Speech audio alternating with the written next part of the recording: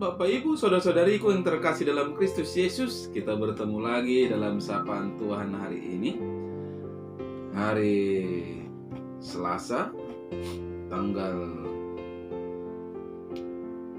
19 Januari 2021. Namun sebelumnya, mari kita bersatu dalam doa.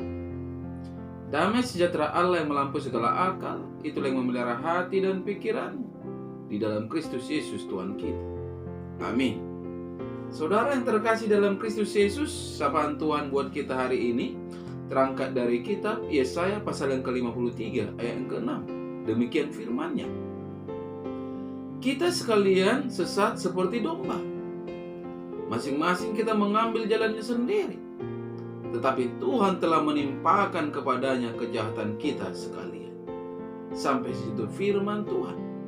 Saudara yang terkasih, saya mengangkat tema dari kebenaran firman ini, yaitu domba yang tersesat. Saudara yang terkasih dalam Kristus Yesus, firman Tuhan secara tegas dan lantang menyatakan bahwa upah dosa adalah maut. Itu jelas tertulis di dalam Roma 6 ayat ke-23.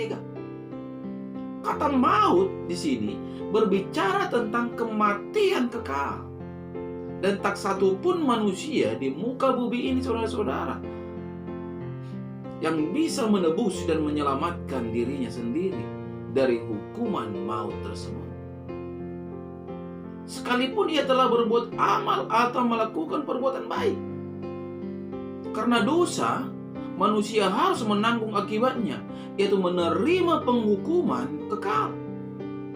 Namun puji Tuhan, saudara-saudara, Bapa kita bukanlah pribadi yang kejam, melainkan pribadi yang penuh belas kasihan. Meski demikian, penderitaan dan kematian pada manusia harus terjadi karena manusia telah berbuat dosa.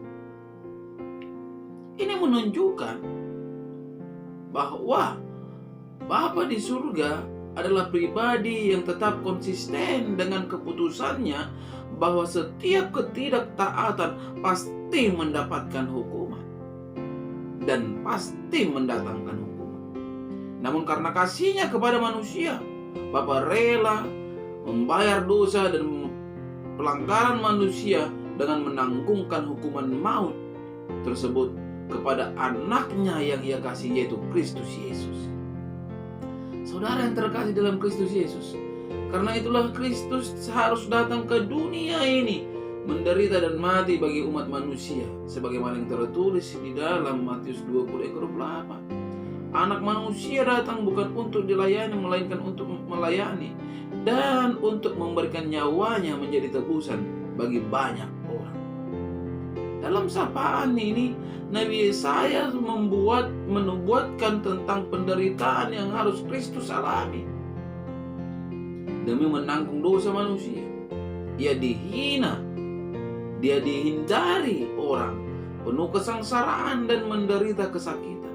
Ia tertikam karena pemberontakan manusia dan diremukkan karena kejahatan manusia.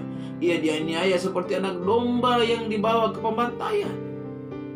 Saudara yang terkasih, umat Israel diibaratkan seperti domba tersesat yang berjalan semaunya sendiri. Kalau diterjemahkan dalam kehidupan sehari-hari, hidup menuruti daging dibanding menuruti roh. Masih banyak anak Tuhan atau orang Kristen yang hidup mengikuti kemauannya sendiri, padahal seekor domba itu akan tersesat, kehilangan arah tujuan tanpa adanya seorang gembala di sisinya. Saudara yang terkasih, bila domba berjalan sendiri, apa yang akan terjadi? Yang pasti akan diterkam serigala dan akan binasa. Mengapa? Karena domba tidak dapat mencari makanan sendiri, saudara-saudara. Domba tidak tahu dan tidak memilih makanan yang tepat untuknya. Artinya seandainya pun dia sudah ada di dekat rumput yang benar, bisa saja dia tidak makan karena tidak tahu akibatnya, bisa kelaparan, sakit dan mati. Itu akan terjadi. Begitu juga saudara-saudara, domba tidak dapat mencari jalannya sendiri serta domba tidak mampu mengenali musuh yang mengancam dan tidak mampu membebaskan dirinya. Artinya, di dalam kehidupan sehari-hari, domba perlu dipimpin dan dibimbing oleh gembala. Gambaran relasi gembala dan kawanan domba ini adalah cerminan hubungan kita dengan Tuhan Yesus. Kristus adalah gembala agung kita, saudara-saudara. Kita tidak dapat hidup tanpa Tuhan. Begitu kita mencoba keluar dari jangkauan pemeliharaan Tuhan, maka kita menjadi mangsa yang empuk terhadap si iblis. Iblis menanti kita di luar Tuhan untuk membinasakan kita. Alkitab memperingatkan saudara-saudara di dalam 1 Petrus 5 ayat 8. Sadarlah dan berjaga-jagalah. Lawanmu si iblis berjalan keliling sama seperti singa yang mengamau dan mencari orang yang dapat ditelannya. Kita bukan lawan yang sepadan dengan iblis, saudara-saudara. Jadi jangan cari jalan sendiri. Inilah inti masalah manusia, yaitu yang mau mengambil jalannya sendiri, tidak peduli dengan pimpinan gembalanya. Yesus menjadi alat tukar, saudara-saudara, oleh kasihnya, oleh kebrutalan manusia. Dan transaksinya terjadi di atas kayu salib. Segala kejahatan manusia ditimpakan kepadanya. Yesus dihukum agar kita bisa diampuni.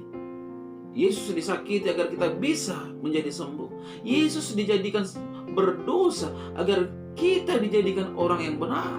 Yesus mengalami kematian agar kita bisa memiliki hidup yang kekal.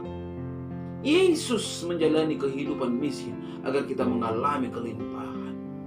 Yesus membiarkan dirinya dipermalukan agar kita menikmati kemuliaannya. Luar biasa. Yesus mengalami penolakan agar kita diterima oleh Bapa di surga. Yesus dikutuk agar kita diberkati dan terberkati. Inilah perbuatan Tuhan, karya Tuhan terhadap hidup kita. Oleh sebab itu, saudara-saudara yang terkasih, melalui sapaan ini kita diajak agar menjadi domba yang tidak tersesat lagi, sehingga kita tidak membuat Yesus dua kali dianiaya, dua kali disalibkan. Tapi mari dalam perjalanan kehidupan ini kita balut Yesus dengan balutan kain yang begitu indah, dengan sikap dan perbuatan kita yang hidup di dalam jalan Tuhan Yesus, sehingga kita tidak tersesat. Jalan Tuhan Yesus adalah hidup penuh kebaikan dan kebenaran serta kasih. Amin. Kita bersatu dalam doa.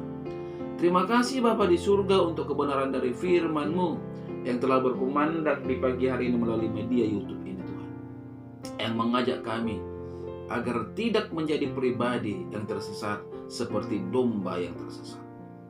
Tuhan Yesus, mari Engkau menerangkan kebenaran firman-Mu ini dalam setiap hidup para pendengar dimanapun berada, sehingga mereka menjadi pribadi-pribadi yang dikuatkan ketika mereka lemah, yang mendapatkan kesehatan ketika mereka sakit, yang mendapatkan jalan keluar ketika mereka berhadapan dengan persoalan kehidupan.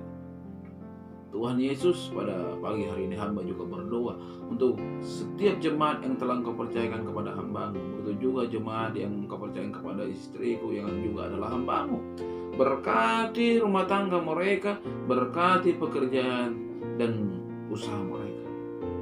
Hanya kepadamu hamba memohon dan mengadu. Tanpa Tuhan kami tidak bisa berbuat apa-apa. Begitu juga Tuhan Yesus untuk saudara-saudariku, toko Tuhan yang lagi dalam kurang sehat.